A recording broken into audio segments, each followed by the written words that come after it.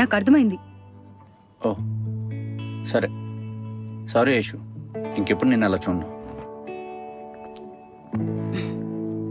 ఓయ్, మాట్లాడుతుంటే వెళ్ళిపోతావే ఏంటి? మాట్లాడుతుంటే వెళ్ళిపోతావలాగా.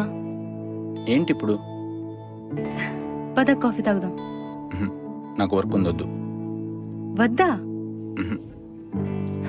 Vikram please please, sorry please, నా కోసం, నా బర్త్డే కదా ఇవాళ, ప్లీజ్.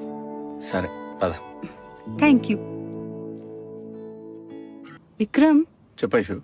నాకు ఇవాళ ఆఫీస్ వెళ్ళాలని లేదు. ఇప్పుడే కదా రివ్యూ అయిపోయింది, మళ్ళీ ఆదర్కి తెలిస్తే రేపు ఇంకో మీటింగ్ పెడతాడు.